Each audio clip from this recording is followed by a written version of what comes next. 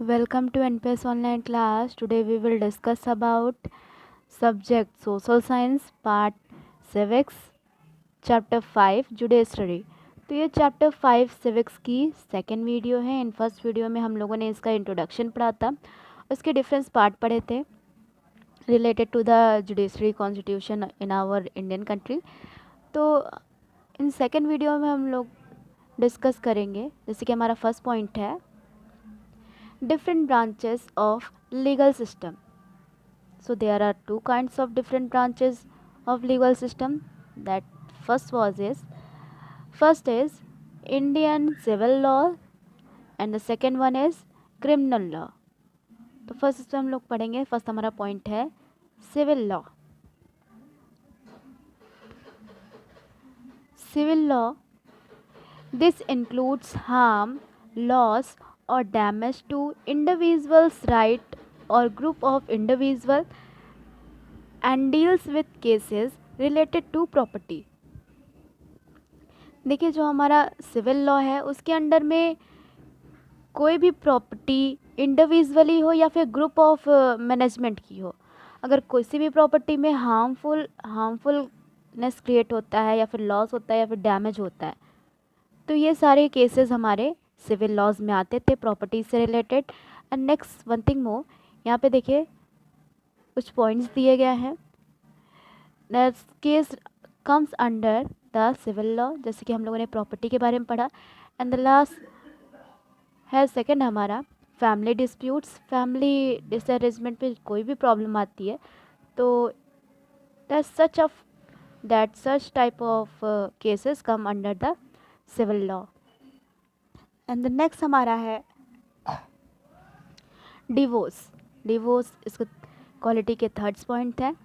Then हमारा next है point civil laws में tax, which is included to income tax of any kind of person. Then next है हमारा rent. Rent mainly landlord और जो उनके कंज्यूमर हैं उन पर डिपेंड करता है। ये जो जितने हमारे केसेस हैं, जैसे प्रॉपर्टीज़ हो गए हैं and family disputes, divorce, tax, rent, तो ये सारे इससे रिलेटेड केसेस हमारे सिविल लॉज में आते हैं। देन इसके आगे हम लोग पढ़ेंगे any person who aggravated on matter like this is required to file a petition in the court and court shall judge the fairness of the case and awarded refund as deemed appropriate. Okay, तो जैसे कि हम लोगों ने पढ़ा है, ये such type of cases come under the civil laws में आते हैं। जैसे हमारा डिवोर्स हो गया, डिवोर्स से रिलेटेड कुछ केसेस आते हैं। एंड देन हमारा राइट है टैक्सेस पे। एंड देन हमारा जितने भी लैंडलॉर्ड से कनेक्टेड हुए केसेस आते हैं रेंट से लेकर, तो such type of cases come under the civil law. अब फिर देखिए यहाँ सेकंड पॉइंट में लिखा हुआ है कि any person who aggrieved on this matter. अगर ये जो हम लोगों ने मैटर के नाम लिए हुए हैं, अगर कोई पर्सन इनसे परेशान, ऐसी कंडीशन उनके सामने खड़ी होती है, तो वो डायरेक्टली अपना केस फाइल कर सकते हैं इन कोर्ट में, ठीक है। और उनके साथ फेयरनेस के साथ जजमेंट होगा, और जो भी जजमेंट होगा वो उनके हित में ही होगा, जो ऑनेस्ट है उनके ही हित में होगा। ओके, उन्हीं को रिलीफ अवॉर्डेड किया जाएगा। फिर नेक्स्ट देखिए हमारा सेकंड पॉइंट है क्रिमिनल लॉ। तो क्रिमिनल लॉ में हम लोग पढ़ेंगे कि सच टाइप ऑफ कंडीशन और cases, what type of condition and cases come in under the criminals law. तो इसमें हम लोग देखेंगे, जैसे कि हमारा फर्स्ट पैराग्राफ में ही दिया है, ये हमारे लीगल सिस्टम ब्रांचेस के सेकंड पॉइंट है क्रिमिनल्स लॉ। तो देखेंगे इसमें the law under this category deals with crimes like robbery, theft, murder, forgery, dowry etcetera. तो ये हमारे 5 कंडीशन थे। अगर ऐसी सिचुएशन किसी भी पर्सन के साथ या फिर ऑनेस्ट हो या फिर डिसऑनेस्ट हो, उसने किसी भी पर्सन के साथ चीट किया है in dowry matter, murder, thief and robbery, ऐसे टाइप ऑफ केसेस हमारे क्रिमिनल लॉज में आते हैं, etcetera. Any person who has been a victim of any such incident has to be filed first information report. ये first information report ये FIR का full form है। अगर भी कोई भी ऐसा नॉर्मल पर्सन ये सच टाइप ऑफ केसेस से सफ़र कर रहा है, तो उसको सबसे फर्स्टली इसका यही वर्क होता है कि वो पुलिस स्टेशन में जाके एफआईआर फाइल करे। ओके, तो यहाँ पे देखेंगे हम लोग mark on your book also. ये देखिए हमारी एफआईआर का फुल फॉर्म क्या होता है, फर्स्ट इन्फॉर्मेशन रिपोर्ट होता है। देन हम लोग इसके आगे पढ़ेंगे with the police who then carried out an investigation and files a case in the court. तो हम लोग जब भी किसी पर्सन के साथ ऐसे मिसबिहेवेंस होता है या फिर ऐसी कंडीशन आ जाती है क्रिमिनल्स लॉ के अंडर, जैसे मैंने कंडीशन बताया है, robbery, thefts and murder, dowry etcetera, तो ऐसी सच टाइप ऑफ कंडीशन अगर हेल्ड होती है किसी पर्सन में, देन क्या होता है वहाँ पे सबसे पहले उस पर्सन को जो ये सफ़र कर रहा है ये सारी चीज़ें कंडीशन, तो उसका फर्स्ट वर्क यही है कि वो पुलिस स्टेशन में जाके एफआईआर करवाए, नोटेड डाउन करवाए, एंड देन पुलिस उस पर वर्क करेगी, इन्वेस्टिगेट करेगी। और इन्वेस्टिगेशन के बाद पुलिस का सेकंड वर्क ये होता है कि इन्वेस्टिगेशन सारे सबूतों के आधार पे वो क्या करते हैं, वो कोर्ट पे केस फाइल करते हैं। ठीक है, हमारा क्रिमिनल लॉस में यही होता है कि वो कोर्ट में पहले खुद पुलिस इन्वेस्टिगेट करती है, फिर आफ्टर द इन्वेस्टिगेशन पुलिस का सेकंड वर्क यही है कि वो फाइल कर देती है केस को कोर्ट में। Then the court then may fine the culprit and or send him to jail for a specific time। then court justice law अपना प्रूफ करती है, देन कोर्ट ही डिसाइड करती है फाइन की कौन कल्प्रिट है। अगर जो कल्प्रिट होता है उस पर तो उसे सेंड कर दिया जाता है जेल, और वो भी एक स्पेसिफिक टीम के साथ। ओके, फिर उसके बाद देखिए क्या होता है, उसके अगर बाद उसके सिचुएशन पे डिपेंड करता है कि उसने कैसा क्राइम किया है। Okay, on the basis of crime पे वो डिसीज़न लेते हैं हमारे जज, और उनके ही डिसीज़न फॉलो करते हैं ये स्पेसिफिक टीम। और ये हमारा क्राइम पे डिपेंड करता है, क्राइम सेक्शन पे डिपेंड करता है कि उस क्रिमिनल ने कैसा क्राइम किया है। ओके, देन इसके स्पेसिफिक टीम के साथ उसे जेल में सेंड कर दिया जाता है। अगर नेक्स्ट वन थिंग और है इसमें, in extreme cases a person may be awarded a death sentence as well. तो जैसे कि मैंने पहले ही प्रीवियस आपको बताया है कि अगर ये सिचुएशन बेस होती है कि क्रिमिनल ने कैसा क्राइम किया है, कल्प्रिट जो होता है उसे फाइनली सेंड कर दिया जाता है जेल में स्पेशल टीम के साथ। और फिर उसके बाद अगर ये अनाउंस होता है अगर डेथ वारंट उसका निकल जाता है एज वेल एज, तो उसको फांसी भी हो जाती है। ये उसके क्राइम पे डिपेंड करता है। ओके, फिर हम लोग नेक्स्ट देखेंगे इसमें। नेक्स्ट टॉपिक है हमारा इंडिपेंडेंट जुडिशरी। इंडिपेंडेंट जुडिशरी के बारे में हम लोग पढ़ेंगे। हमारा ये सेकंड पॉइंट है सेकंड वीडियो का। तो इन इंडिपेंडेंट जुडिशरी में हम लोग पढ़ेंगे, फर्स्ट पैरा है, the judiciary of India is independent and is separated from the executive and legislative bodies of the India government। जो हमारा जुडिशरी है इंडियन कंट्री में वो बहुत ही इंडिपेंडेंट है, एक पर्टिकुलर मैटर पे डिपेंड नहीं करता है, ना ही पीपल पे डिपेंड करता है। ओके, ये जो हमारा जुडिशरी सिस्टम है बहुत ही प्रोटेक्टेड है, बहुत ही पावरफुल है। वो इंडियन कॉन्स्टिट्यूशन में किसी पे डिपेंड नहीं रहता है, दैट्स वाई इसे हम लोग क्या कहते हैं, इंडिपेंडेंट जुडिशरी कहते हैं। देन इसके अंडर में देखेंगे हम लोग क्यों ये इंडिपेंडेंट बनाया गया है, कैसे बनाइए। सो दैट्स वाई इसमें एक कंडीशन आती है, it is separated from executive member and as well as legislative member.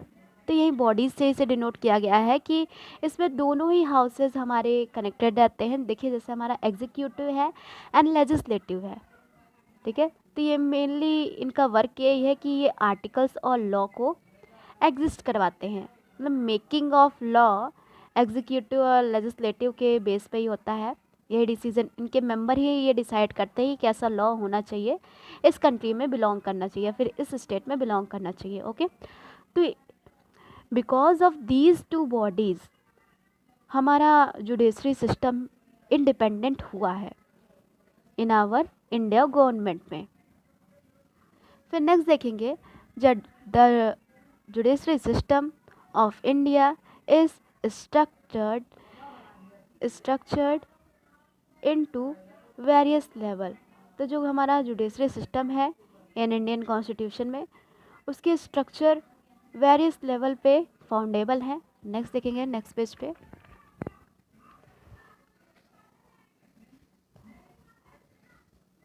तो so there are many various level of independent judiciary. At the apex is the supreme court. सबसे upper level के court में माना जाता है हमारा supreme court. Then उसके बाद हम लोग सुप्रीम कोर्ट के बाद हम लोग देखते हैं हाई कोर्ट। ओके, फिर से रीड करेंगे। Eight the apex is the supreme court which is followed by high court. Okay, supreme court follow करता है हाई कोर्ट को। At the state level district court at the district level. अब देखिए supreme court follow करता है high court को, और high court हमारा स्टेट लेवल पे बिलोंग करता है। ओके, और फिर स्टेट लेवल पे बिलोंग करने के बाद ये हमारा डिस्ट्रिक्ट कोर्ट आ जाता है, डिस्ट्रिक्ट कोर्ट आ जाता है जो कि डिस्ट्रिक्ट लेवल पे बिलोंग करता है, और उन्हीं के बेस पे वहाँ पे जजमेंट ये प्रूव करते हैं। ओके, फिर नेक्स्ट देखेंगे हम लोग डिस्ट्रिक्ट लेवल के बाद यहाँ पे देखिए and panchayat at the village level and the last one, ये विलेज लेवल पे पंचायत स्टार्ट होती है। ठीक है, विलेज लेवल में हमारा डिस्ट्रिक्ट कोर्ट नहीं होता है, पंचायत यहाँ पे एग्जिस्ट करता है। दैट्स वाई इसे हम लोग बोल सकते हैं इंडिपेंडेंट जुडिशरी। देन हम लोग नेक्स्ट पढ़ेंगे विलेज लेवल के बाद independence of the judiciary is the basic requisites for ensuring a free and fair society, especially under a democratic government।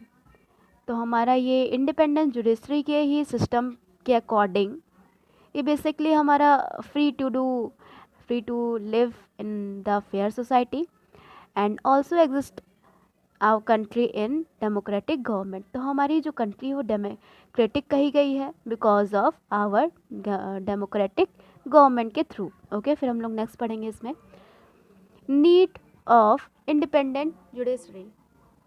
तो हमारे ये सोसाइटी में इंडियन कॉन्स्टिट्यूशन में इंडिपेंडेंस, और यहाँ पे देखिए नीड ऑफ इंडिपेंडेंट जुडिशरी। तो हमारे ये इंडियन कॉन्स्टिट्यूशन में क्यों नीडेबल हुआ इंडिपेंडेंट जुडिशरी का, ये हम लोग देखेंगे। देयर आर फॉलोइंग 3 पॉइंट्स जिससे प्रूव होता है कि क्यों हमारे इंडियन कॉन्स्टिट्यूशन में नीडेबल है इतना ज़्यादा इंडिपेंडेंट जुडिशरी। तो यहाँ पे देखिए हमारा जैसे कि फर्स्ट पॉइंट है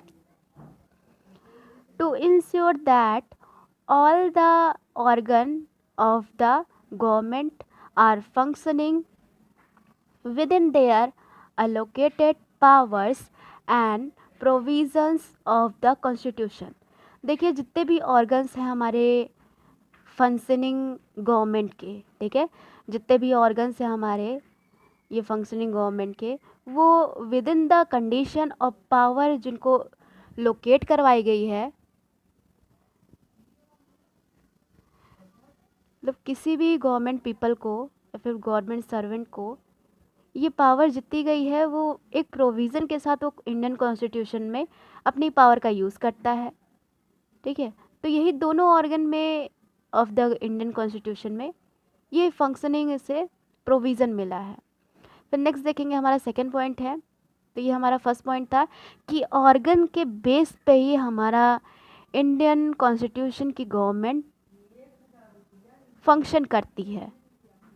ओके ये एलोकेट किया गया है इन पावर को एंड प्रोविज़न को ऑफ द इंडियन कॉन्स्टिट्यूशन। फिर नेक्स्ट देखेंगे सेकेंड पॉइंट में, to give justice without any fear of interference from the executive और लेजिस्लेटिव। तो देखिए हमारा जो इंडिपेंडेंट जुडिशरी है वो क्या गिव करता है, जस्टिस तो गिव करता ही है, वो किसके बेस पर, विदाउट एनी फेयर, बिना किसी डर के, बिना किसी इंटरफेरेंस के, भेदभाव के, एग्जीक्यूटिव और लेजिस्लेटिव किसी भी मैटर पे ये जस्टिस प्रूफ करता है। तो ये बहुत ही इम्पोर्टेंट पॉइंट है हमारे इंडिपेंडेंस जुडिशरी के लिए। फिर नेक्स्ट हम थर्ड पॉइंट देखेंगे, to protect the functional fundamental rights of the citizen.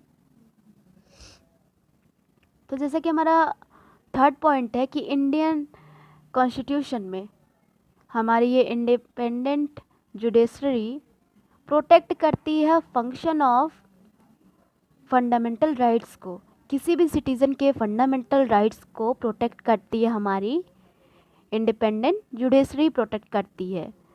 जिससे हमें अगर किसी भी पीपल के साथ अगर मिसबिहेवियंस हुआ हो या फिर ऐसी टाइप की कंडीशन आ जाती है, जैसे आप लोगों ने देखा है क्रिमिनल लॉ में एंड सिविल लॉ में पढ़ा है, अगर ऐसी टाइप की कंडीशन आ जाती है तो उसे एक ह्यूमन राइट को प्रोटेक्ट करने के लिए हमने ये इंडियन गवर्नमेंट में इंडिपेंडेंस जुडिशरी हेल्ड करवाई है। इसके आधार पे ही हमारा जो फंक्शन है फंडामेंटल राइट्स का वो पूरी तरह प्रोटेक्टेबल है। ओके फिर हम लोग नेक्स्ट पॉइंट पढ़ेंगे, स्ट्रक्चर ऑफ द जुडिशरी का नेक्स्ट पॉइंट है हमारा स्ट्रक्चर ऑफ द जुडिशरी। तो क्लास देखिए यहाँ पे 3 स्ट्रक्चर है मेन जुडिशरी के। फर्स्ट है सुप्रीम कोर्ट, सेकेंड है high court and then next है हमारा subordinate court. Okay subordinate court है हमारा ये। तो सबसे पहले हम पढ़ेंगे यहाँ पे स्ट्रक्चर ऑफ द जुडिशरी, इसके अंडर में पढ़ेंगे हम लोग the Indian judicial system is structured at various level starting from the district level। देखिए जो हमारा इंडियन जुडिशरी सिस्टम है, ठीक है, इंडियन हमारा जुडिशियल सिस्टम है वो स्ट्रक्चरली 3 पार्ट्स में डिवाइड है। एज मैंने प्रीवियस आपको एक्सप्लेन किया, ये पॉइंट्स मैंने हेडिंग बता दिया था कि 3 टाइप्स के इसके स्ट्रक्चर हैं, supreme court and high court and the last subordinate court है हमारा। इसके बाद आगे में हम लोग इसके बारे में मेन पढ़ेंगे पूरा डीपली, लेकिन फर्स्ट थिंग ये जान लीजिए यहाँ पे स्ट्रक्चर ऑफ जुडिशरी में कि ये जो 3 लेवल्स हैं हमारे जो स्टार्ट करते हैं डिस्ट्रिक्ट लेवल से, ठीक है।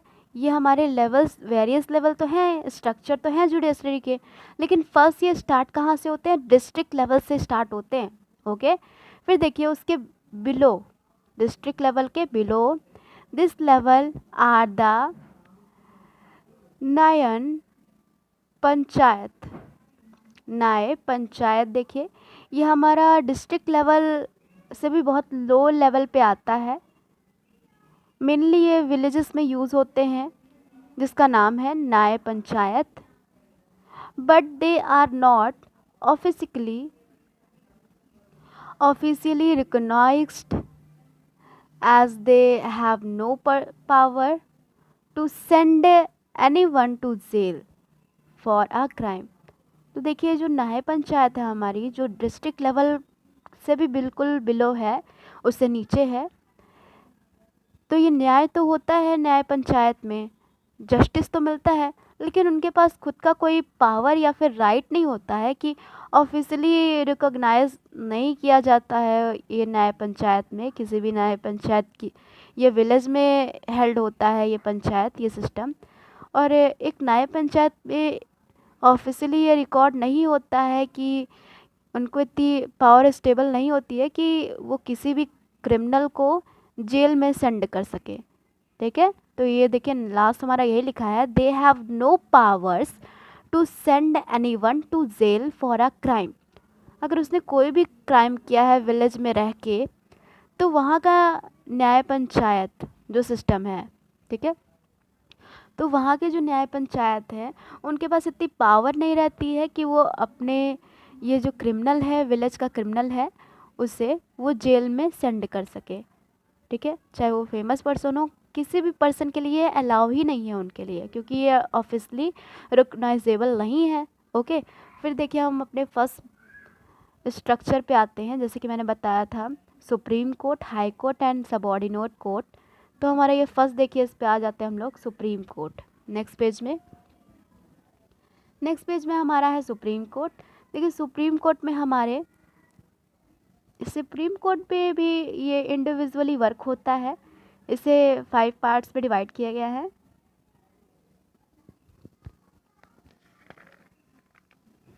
इसे 5 पार्ट्स में मेनली डिवाइड किया गया है। जैसे कि हमारा फर्स्ट है सुप्रीम कोर्ट में ही, इन हेडिंग आप लोग देखेंगे, फर्स्ट में ही है सुप्रीम कोर्ट। सुप्रीम कोर्ट के वर्क को हम लोगों ने इंडिविजुअली 5 पार्ट्स में डिवाइड किया गया है। अब सुप्रीम कोर्ट के फर्स्ट डिवीज़न को हम लोग पढ़ते हैं। इसकी हेडिंग है ओरिजिनल जुडिरेक्शन। ठीक है, ओरिजिनल जुडिरेक्शन में हम लोग देखेंगे कैसे सुप्रीम कोर्ट की हेयरिंग होती है। ओके, क्या डिस्प्यूट सेटल डाउन होते हैं।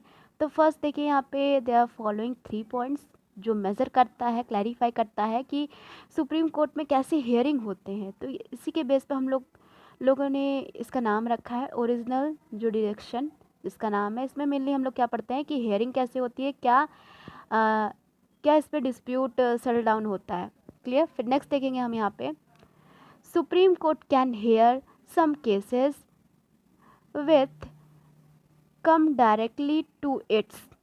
देखिए सुप्रीम कोर्ट क्या हेयर करता है, जो डायरेक्टली केस आते हैं सुप्रीम कोर्ट के अंडर में, तो वो सिर्फ वही हेयर करता है। इन हमारे जैसे कि फर्स्ट हेडिंग में लिखा है ओरिजिनल जुडिरेक्शन में।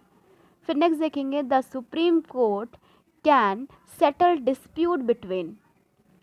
अब हियरिंग के बाद वो डायरेक्ट इसकी हियरिंग तो हो जाती है, हेयर तो करता है सुप्रीम कोर्ट किसी भी केसेस को।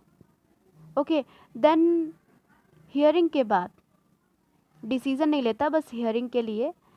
फिर हियरिंग के बाद क्या करता है सुप्रीम कोर्ट, वो सेटल करता है डिस्प्यूट। अब ये 3 पॉइंट्स जो दिए गए हैं, यही बिटवीन देम वो सेटल डाउन करता है, अपने डिस्प्यूट को सेटल डाउन करता है ये 3 पॉइंट्स में। तो जैसे कि हमारा फर्स्ट पॉइंट है, government of India and one or more state.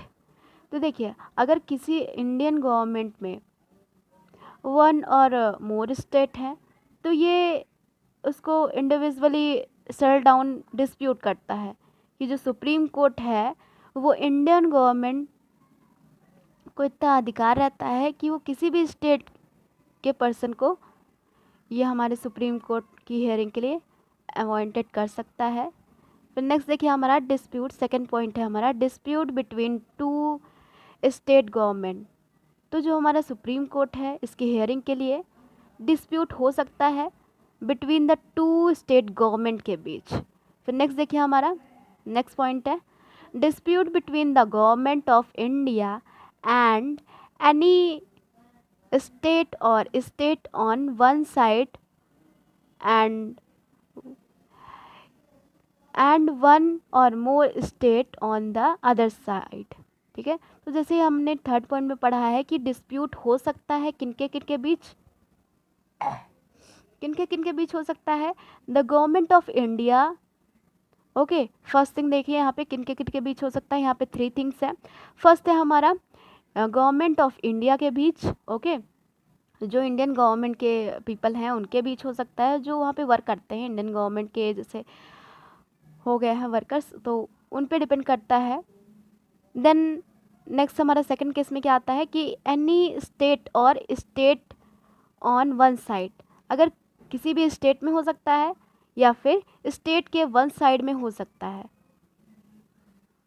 Dispute settle down. Okay, फिर नेक्स्ट देखिए थर्ड वन क्या लिखा है, one or more state on the other side. ठीक है, तो ये सारे डिस्प्यूट सेटल डाउन होते हैं between the Indian government and the state, between में होते हैं, चाहे वो वन साइडेड हो या फिर मोर देन वन साइडेड हो, अदर स्टेट में हो, तो वो भी क्लैरिफाई हो जाता है उनका। फिर नेक्स्ट देखिए हमारा इसी में ही है, enforcement of fundamental rights. It is empowered to issue order और राइट टू इन्फोर्स देम। तो देखिए जो इन्फोर्समेंट हमारी जो किसी भी सिटीज़न की फंडामेंटल राइट्स होती है, तो उसके इशूज़ ऑर्डर होते हैं हमारे सुप्रीम कोर्ट से। कोई भी इशूज़ होते हैं इससे रिलेटेड तो हमारे ऑर्डर करता है ये सुप्रीम कोर्ट ही, और ये सुप्रीम कोर्ट के वन अगेंस्ट ये अरेंज्ड फर्स्ट पॉइंट है हमारा original जुडिक्शन।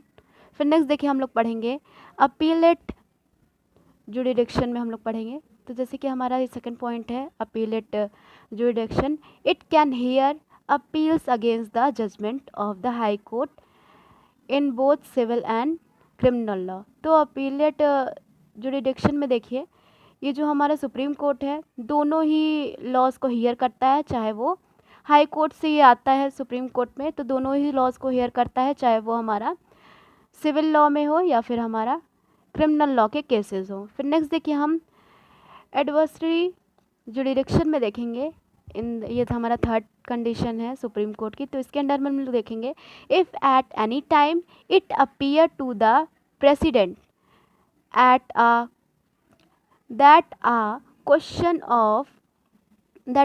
of law or fact has arisen or the like to arise, he may refer to question to the court for the consideration, and after such hearing court can give its opinion to the president। तो देखिए हमारा जो adversary जुडिक्शन है इसमें जो president होता है वही एट अ टाइम अपीयर करता है क्वेश्चन, जो भी लॉ से रिलेटेड क्वेश्चन है या फिर फैक्ट अराइजन होते हैं, लाइकली हो या फिर अनलाइकली हो, तो वो जो क्वेश्चन करता है वो अपीयर करता है क्वेश्चन प्रेसिडेंट। ओके, प्रेसिडेंट ही क्वेश्चन अपीयर करता है कि इस कोर्ट में अगर जैसे सीरियस मैटर हो जाता है, ठीक है, तो जो क्वेश्चंस है वो प्रेसिडेंट ही अपीयर करता है उस केसेस में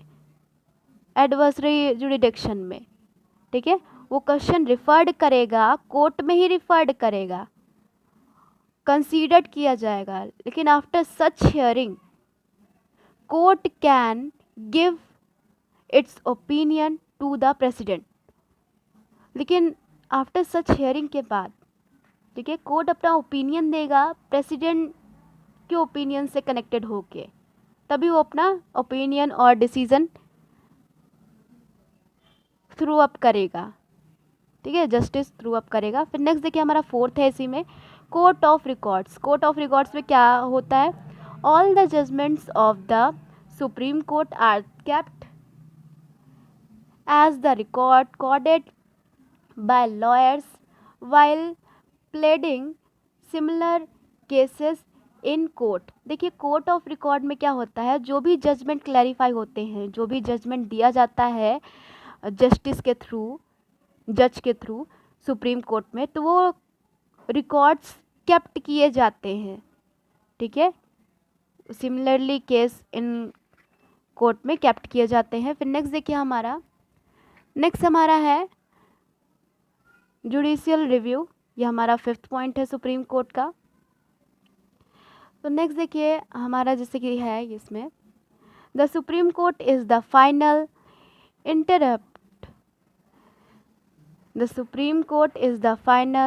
इंटरप्रेटर ऑफ कॉन्स्टिट्यूशन। जो हमारा सुप्रीम कोर्ट है वो एक फाइनल डिसीजन है इंडियन कॉन्स्टिट्यूशन का किसी भी केस के लिए, okay, it has the right to declare any law as null and void if it violated the basic structure of the constitution. तो हमारा जो जुडिशरी या फिर जुडिशरी सिस्टम का रिव्यू है, ओके, तो रिव्यू मीन्स ये होता है कि पूरी तरह से इंटरप्टेड किया जाए। सुप्रीम कोर्ट में जो जजमेंट लिया है वो एक फाइनल जजमेंट होता है, और किसी भी इंडियन कॉन्स्टिट्यूशन में किसी भी केसेस में हो, चाहे वो क्रिमिनल्स लॉ हो या फिर वो सिविल लॉज में आए वो केसेस, तो सच टाइप ऑफ केसेस वो वायलेंटली बेसिक स्ट्रक्चर आते हैं उसमें हमारे इंडियन कॉन्स्टिट्यूशन में, और वो इंटरप्ट किए जाते हैं हमारे कॉन्स्टिट्यूशन के अंडर में ही, और इनका जो राइट है वो डिक्लेयर होता है फाइनली लॉ के बेसिस पे, ओके। फिर नेक्स्ट देखिए हमारा हाई कोर्ट है, और फिर उसके बाद हमारा सबऑर्डिनेट कोर्ट है। हाई कोर्ट मेनली जैसे कि मैंने बताया है स्टेट में ही, ये हमारा ग्रुप ऑफ स्टेट या फिर स्टेट में ही जो इश्यूज़ रहते हैं उनको प्रोटेक्ट करता है, हमारे फंडामेंटल राइट्स ऑफ सिटीज़न के and heads of original jurisdiction को ये अपीलफुल करता है। The high court is empowered to hear appeals against the decision of the lower court in both civil and criminal cases. देखिए जो हमारा हाई कोर्ट है उसके पास एम्पावर्ड होती है कि वो अपील कर सकता है, हेयरिंग को अपील कर सकता है, ये डिसीज़न जो लिया जाता है लोअर कोर्ट में, चाहे वो सिविल केसेस के हों या फिर हमारे क्रिमिनल्स लॉ के हों, क्रिमिनल्स केसेस हो, तो वो अपील कर सकता है इसके अगेंस्ट। अगर जस्टिस जो है वो ऑनेस्टी के साथ नहीं दिया गया है तो हाई कोर्ट क्या कर सकता है, अपील कर सकता है। जो लोअर कोर्ट में अगर केसेस दिया जाए, फाइनल जजमेंट दिया जाए तो हाई कोर्ट क्या करता है, उसे चेंजेबल हो सकता है। अगर किसी भी पर्सन को, विक्टिम को ऐसा लगता है कि ये हमारे साथ डिसऑनेस्टी या फिर चीट किया गया है। फिर नेक्स्ट देखिए हमारा लास्ट है subordinate court. This court start at the district level and classified as district court, court of sub-judged, municipal court, etc. Normally the public come in contact with the judiciary system, यहाँ पे judiciary system होगा, judiciary system at this level. देखिए जो हमारा subordinate court है इसमें mainly हमारा क्या होगा, जो डिस्ट्रिक्ट लेवल के केसेस आते हैं, डिस्ट्रिक्ट लेवल के केसेस आते हैं, और जो सब जज रहते हैं या फिर मुंसिफ कोर्ट रहते हैं तो वही इसमें जजमेंट पास करते हैं नॉर्मल पब्लिक के प्रोसिक्यूटर से। ये हमारा जुडिशरी सिस्टम डिस्ट्रिक्ट लेवल पे परफॉर्म होता है, ठीक है। इस पे ही, इसी के बेस पे हम लोग जजमेंट पास करते हैं, जस्टिस, ओके। तो इसी के साथ हमारी ये वीडियो ओवर होती है। Thanks for watching my video. I hope you like my video. Thank you all of you. Keep like and subscribe. Take care.